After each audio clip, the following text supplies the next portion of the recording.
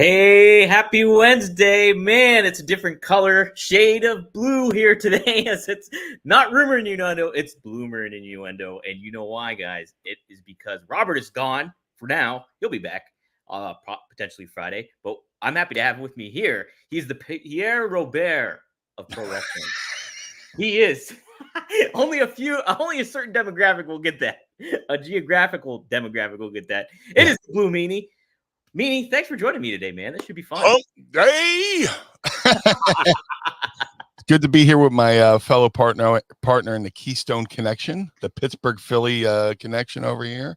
That's right.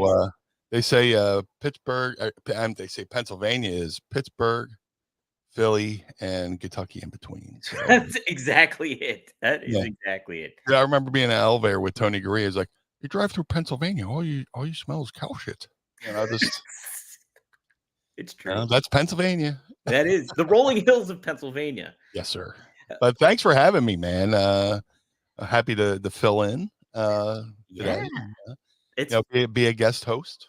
That's right. That's right. We got some good stuff to cover too. I'm excited to get your perspective on a lot of things. Typically, Robert and I we reviewed both. Robert D. Felice and I reviewed Raw last night, but I definitely want to get your perspective on it, considering all that went down on there.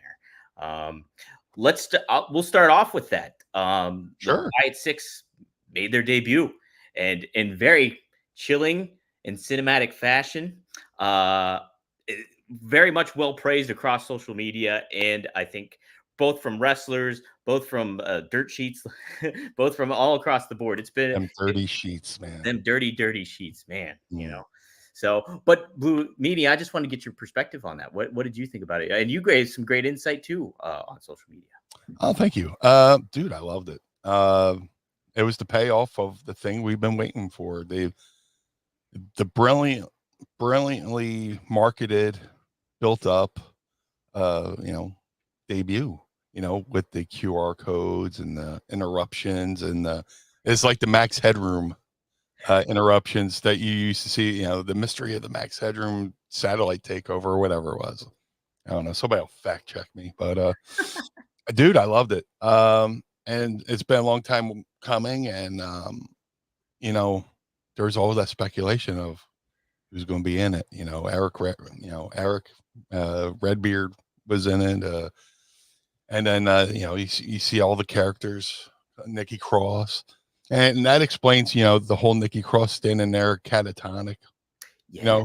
The months leading up to, when she's just standing there like, deadpan and all this chaos is going on around her, and she's just standing there, very like deadpan. That explains that, but I loved it, and you kind of feel like the crescendo was going to come this Monday, and I'm glad it did. And like I said, the build up they had throughout, the months leading up to this, and the perfect way they, in my opinion, build up to it throughout the show with, the Drew McIntyre, non-promo. Yep. Where he goes in the ring and goes, Drew McIntyre comes out frustrated with CM Punk, says he quits, storms to the locker room. You see a really good shot of how the gorilla position looks at the moment. Yep. Triple H, talks to him. Adam Pearce talks to him. Then they chase him down that hallway. Mm-hmm. Just to set up later on, lights go out. Nikki Cross comes out. I'm assuming she's Sister Abigail. Yeah. I don't know if there's she does the point. Awesome. They go through, and gorilla positions in shambles. And, and then they go down that same hallway that they chased Drew, and there's, Howdy, and a new look Howdy, which I really like a lot. The previous Howdy mask, I was like, man, how's he going to breathe in that? Just you're gonna have to run an oxygen tube of it. But the debut was fantastic. I loved it. Very interested to see where it goes.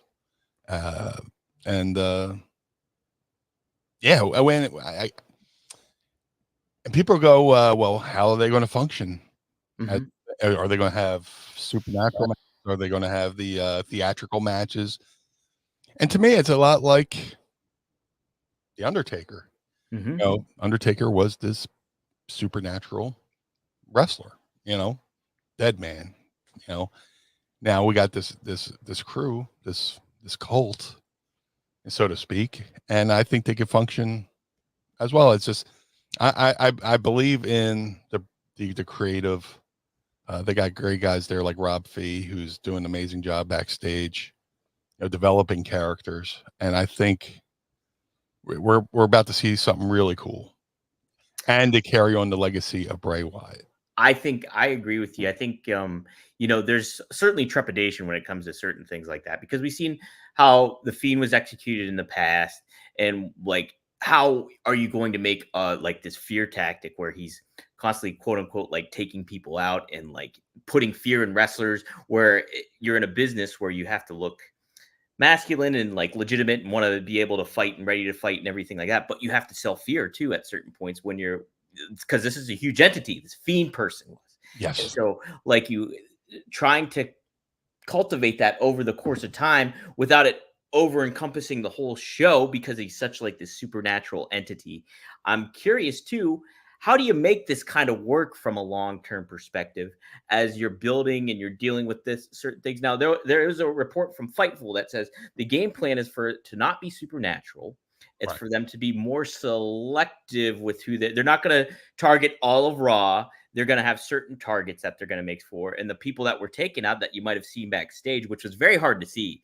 Like there was a lot of names that I saw a list of that they were like I potentially Gunther was backstage, Dom Mysterio was backstage. We clearly saw Chad Gable backstage, but those were all with intention. Whoever was laid out back there, and so Now, I not to cut you off. Sorry about that, go ahead. but No, absolutely. I have to say, if you're going to rewatch it on TV. Mhm. When I first watched it, I was watching on my cell phone, which isn't as good as my TV. Yeah, So I was like, man, who is in there? And yeah, then I went back and watched on TV. I was like, oh, there they are. Just a big screen as opposed to a cell phone watching on YouTube right. TV. Just definitely go back and watch it on TV. And I'm sure they put it up on their YouTube by now, a lot clearer so people could see. Yeah. And by the way, that wasn't a bullet hole in Chad Gable's head. Please stop. No, guys, come on. They're a supernatural crew. I don't think they need a gun. I think Even they're though okay. we know they're not going to be a supernatural crew, but it's cool it'd be cool to have like a cult like Manson type family. Yeah. The way Bray had it. It's just a continuation. And you know what?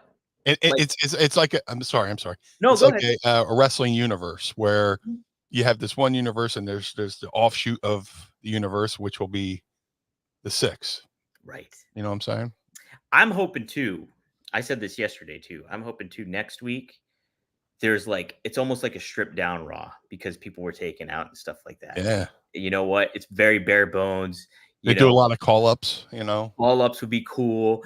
I like too the fact. I think this is kind of understated too. That Michael Cole, whenever the QR codes would pop up, and he's like, "Oh, there it is again." Well, geez, are they supposed to come today? Like he kind of underselling it, and then here, boom, they hit you. It's like crazy. Okay, there's chaos. This is really scary, guys. Like they really Yeah. screwed crap up back here, and Yeah. so I'm hoping that they really carry that momentum into next week about like, oh God, we got to be careful. Like I even kind of liked how Jey Uso did. If you saw that clip, that exclusive clip of him talking backstage with Kathy Kelly, he was like kind of playful about it, but he was like, I don't want any of that smoke. Like, guys, you can have the Fireflies back. It's totally fine. Like, well set up stuff, Meanie. One little detail I wish they kind of would have done Mm-hmm. during the Uso match, during Jay's match, and during the celebration, they would have played like, "Hey, did our headphones cut out? What's go?" Like, because we all know, the grill position feeds the headphones. If they go, "Hey, what was that?" Sorry, folks, we're having technical difficulties with our headphones. There's some, something going on, Yeah. or they could have worded it better than I would, but just to play off that, oh, hey, something's going. Oh, Yeah. I don't know, maybe, whatever. But just I wish that tiny little detail could have. I mean, it was good as it was, but this is me Wednesday morning quarterbacking. Yeah, a couple days later. Yeah. Midweek. Everybody's an expert in hindsight, you know. Yeah, exactly. Um, I too, before we move on, Yes, I remember when Nikki Cross did come out crawling, and I was like, she's "Oh, this awesome. She's great, awesome. great." I was concerned, like, "Oh my god, how is this gonna pan out though? Like, is this gonna look awkward? Like what they do and everything like that? This whole setup of it all." But it was flawless. It was Yeah. really flawless in how it was done and everything. Like her pointing back there, I was like, "That's freaking cool." And then That it was going, freaky. That was creepy. I was yes, just like, right. if somebody said go back there, I'd be like, no, Great. yeah, I ain't going back there. No, you want me to go back there with this camera? Oh my god. You first. You first. It was great too, and just like how everything was laid out. There was a lot of blood in Gorilla. I will say that. Like, no death was not a part of the issue, but there was a lot of Yeah, blood. yeah. Yeah. But it was excellent. It was cool to hear Howdy speak. Yes. You know, finally we're here, and I'm interested. I'm in. Me too, man. Me too. You know, They got me hooked. they hooked me too. Yeah, bro. You know, I'm riding for the moment. We'll cross that. Like a lot of people are concerned about, like, okay, how is it going to all lay out from a long term perspective? But I think let's enjoy it And while that's the art of it. You yeah, it know, is. Mhm. they got people talking. They got people going. When you get people saying, "How are they going to do this?" That means they're invested to watch next week as well and see the follow up. And most people who I know who are kind of just like on wrestling right now are like, "Oh, this is pretty cool." Yeah. And the thing is too, Meanie, I usually when Raw's over, if I watch it on Monday, I'll just go to bed. But I was up on social media like Me too. a while after the fact, and that tells you something. I did my little tweet at like yeah. I did my tweet at like 2 a.m. because I was still thinking about it, and I was like, "Oh, the Drew thing." And Yeah, I went out and found the footage of the Drew quitting, and I posted on social media, and that got a little bit of traction. And it's just sure. like I loved it. I love it, man. Again, I'll be watching. Me too. And me too. Also, I wanted to get your thoughts on Seth Rollins returning and that dynamic too with him and Damian Priest. I think I said this to Robert D. Felice yesterday. Was I think this is a good thing to really good way to put Priest over if that's the route they take. Like if they have him beat Rollins at Money in the Bank, kind of establishes him as a champion where he's been trying to prove himself. And he's everything that he's kind of done has kind of been like snake bitten because of what in the context of him winning. Like he won the Money in the Bank, obviously, like it cashed it in. And then here, like he got saved by CM Punk in a way. So Yeah. what do you think of that dynamic with Rollins returning, Priest? And that all that positioning going on. Well, it was good to see Rollins back. Yes. You know, never want to see somebody injured, and I'm assuming he's 100% now. Mhm. And it was a great way to bring him back because last time we saw him, he was losing the belt, and now he's coming back for the belt that he took pride in establishing. You know, when that belt was first debuted, a lot of people poo-pooed that belt the way they poo-pooed the Universal title at first, and then we saw how the Universal title became in high regard. Now you just got to establish this belt, and Seth Rollins was doing an amazing job establishing that belt. Mhm. Now his claim could be, well, I was injured and that's why I lost the belt. But now that he's healthy, the guy who's holding his seat, keeping his seat warm as WWE champion, he wants that belt back because he knows what he had plans for that belt. He had visions for that belt, and those visions got interrupted by Drew, and then subsequently Damian Priest. And again, you're establishing the guy's coming back from injury. He wants the belt back that he doesn't think he would have lost if he was 100% against the guy who beat a guy who wasn't at 100% at WrestleMania. And you go through with this, and if Damian successfully, sorry, first day with the new mouth, defends that belt against Seth Rollins, it furthers established Damian Priest as a world champion. as a solo champion. You know, he was great with the tag team championships as a solo champion and as a main eventer. And full disclosure, I love Damian Priest. I have a connection with Damian. You know, Yeah, going back to Monster Factory. Monster Factory. Helped train him, not train him, help mentor and coach him for a little bit. And I mean, he had plenty of help, but I was one of the people who also helped. I want to see him do awesome things. I see him do the awesome things I know he could do. What haven't we seen from Priest yet that he's capable of? Dude, he's the total package. He's got the rock star looks. He's got charisma, and he can go. I mean, if he's not your typical big man, you know, he's an agile big man, and you know, he draws from a lot of influences, and you know, I'm happy that they're giving him the ball.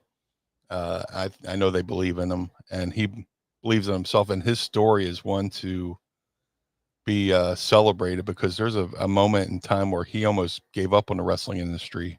Wow. Maybe 14 years ago, he gave up. He was just like, I'll just do some shows and and then a couple of us got in his ear and was like, dude, you can do this. And he transformed his body and, you know, his look into what he is now. It's incredible.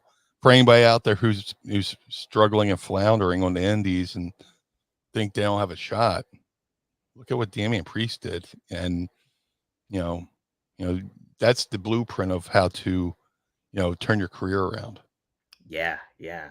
And I tell you what, like what they kind of been doing with him and the dynamic with him and Dom and the Liv Morgan stuff, he's kind of playing like the voice of reason almost when it comes to this stuff. Like, and he's like the authoritative figure amongst the Judgment Day now that Rhea's gone too.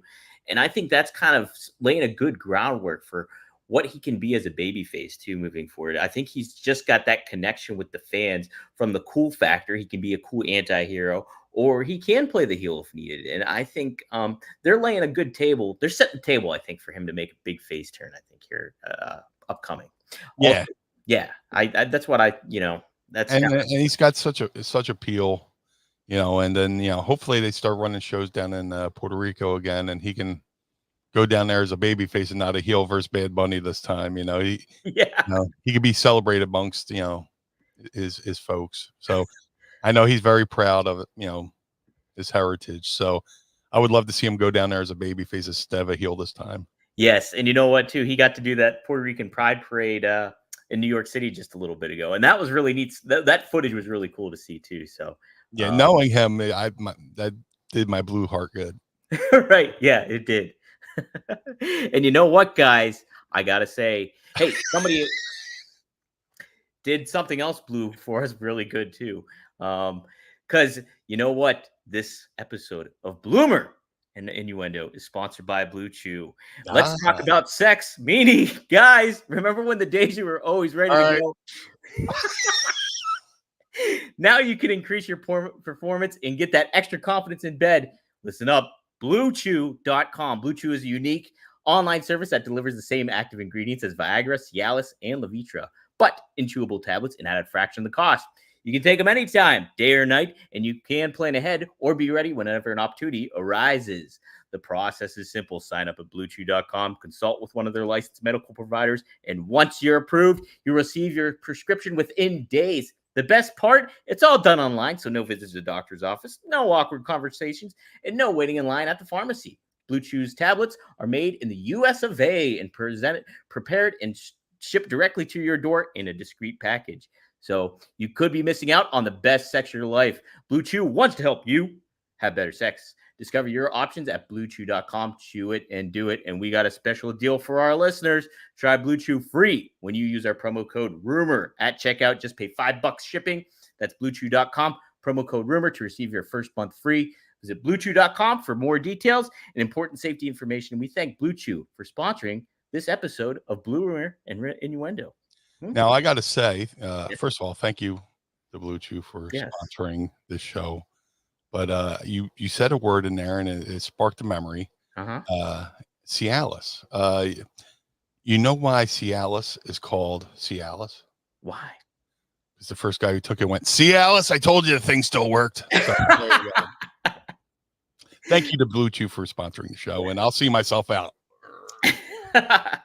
Linger around just a little bit more, Meanie, because we got on tap too. Let's touch upon NXT real quick. Sure. The crossover. Get me out of this. Go ahead. The crossover between TNA and NXT continued last night. Do you believe in Joe Henry, Meanie, first off?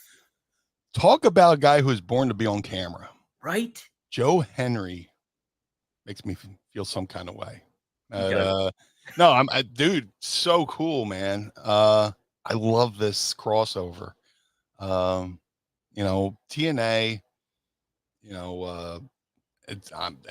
I'm happy TNA's still around. There's a period of time where I was just out on TNA. Mm-hmm. I was like, oh man, just what's going on? But like, I have and it's not the performers, because I have a lot of friends who've worked there over the years and stuff like that. I want them to do great, but the fact that WWE NXT is working with TNA, it's shaking things up. It's making things fun, making things interesting. And to see Joe Henry last night on NXT, awesome.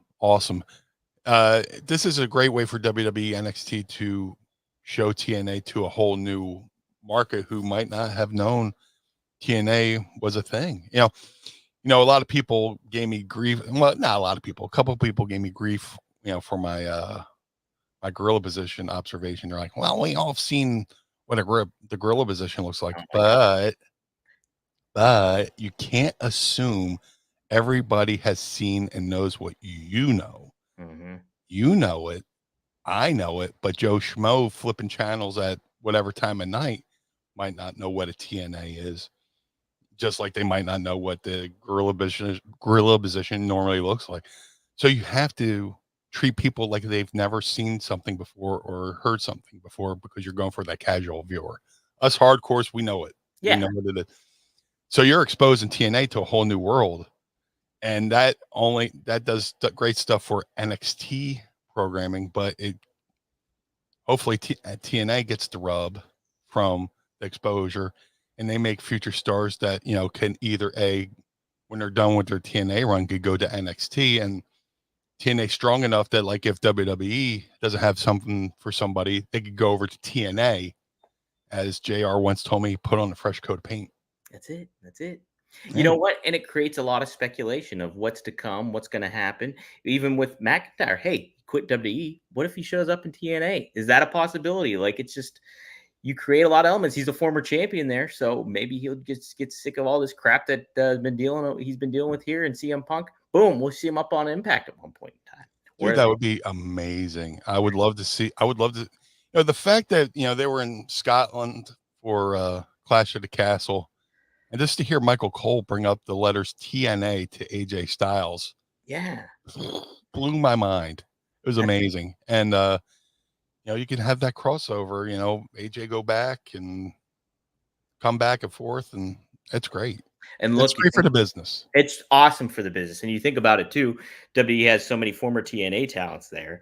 Like, that library could be available to them. Like, you put up footage on there, and geez, you get that synergy between two companies. You're getting more eyes on TNA by watching the WWE product, and it helps elevate a smaller promotion, but it helps further WWE establish their brand as that big mothership entity too that they're furthering and moving on. It's a pretty cool stuff. I'm excited for it, Meanie. Absolutely. Mm-hmm. Let's preview AEW Dynamite real quick. They announced the Owen Hart Cup, the opening round matches. Awesome. Here, 2 of them. We got Claudio going up against Pac with Brian Danielson on commentary. Then we also have Nyla Rose and Chris Statlander are the 2 matches announced for the Owen Hart Cup. You had one of the first times I got to meet you. Actually, it was the second time, I think, was StarCast 2. You talked about Owen Hart and stuff like that in your relationship. Dude, love Owen Hart. Had to spend some time with him in I was a fan of Owen Hart, who wasn't. And then I got to go to WWE in 1998. There's a whole decade That's a lot of years. Yeah, there's a whole decade I'm missing, brother. But Owen, amazing, kind, gentle, great ribber. Yes. if you've been ribbed by Owen Hart, it's a badge of honor. But I love that AEW is carrying on his name. I love that Martha is allowing AEW to keep his flame alive, promote him, and doing action figures with him, and they're doing great things for the Owen Hart Foundation. So I'm all for this. I'm excited for it. I love the fact that the winners get the belts. Because I'm a belt mark. People look at paintings. I look at championship belts as like pieces of art. But yeah, I'm excited to see the kickoff tonight, and what better way to establish the kickoff of the Owen Hart Cup with all these great competitors. Right. It's kind of interesting too because Pac staked his claim for going into the Owen Hart Cup. So did Danielson. So like those seem like viable guys. You have Claudio. He's kind of the wild card. Could he upset Pac? Claudio's amazing. He's great. unreal. I want to slice him open and see if there's not a machine in there. I know, right? It's like, and I was so excited when he came into AEW, and I'm still excited for him. But the aspect is like he's just been so underutilized throughout the course of his time there, and it's just like you want to see he could have been in any big program. Like they had that battle royal to determine who was gonna, or the gauntlet match it was to determine it was gonna challenge Swerve instead of Will Ospreay. I would have put Claudio there because you could build the Will Ospreay later on, and it's just like I don't know. It's neat to see him in there. I don't want to see either of those guys lose, though, in the opening round. Right. And that's the thing. The good thing about the Owen Hart Cup, it could be like a King of the Ring type thing where the winner gets elevated a little bit in the eyes of the fans. Mm-hmm. So this could be a way for Claudio to, not that he needs it. He's a great talent, but it's just like you said, he's kind of been lost in the shuffle. And unfortunately, we hear that about a lot of people who go to AEW. There's a lot of talent there, but there's only so much TV time. That's it.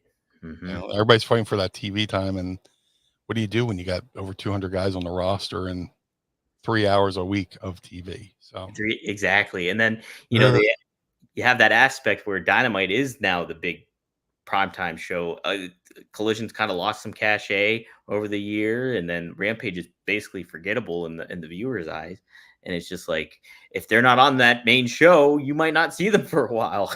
You know what I mean? So it's an issue. So also on tap, the Young Bucks will be going up against the Acclaimed in an eliminator match.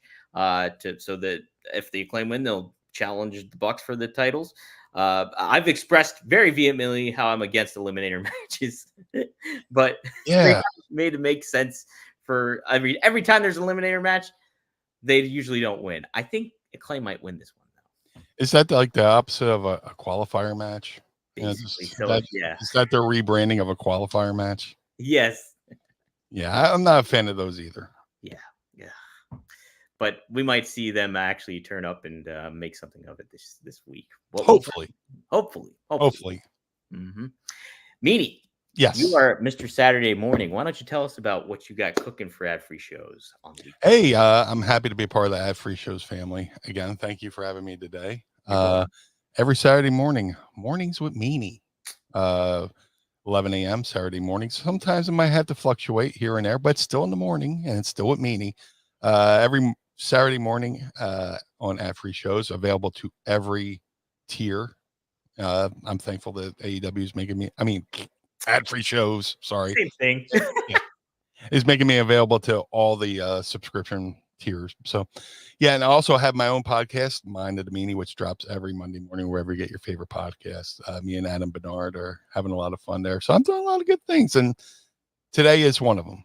It's always fun to have you on here. You were my, I think, either third, second, or fourth ever interview that I've done. So awesome. I'm the cousin Oliver of like the Brady Bunch. Yes, you are. Yeah, I come on and the ratings just tank.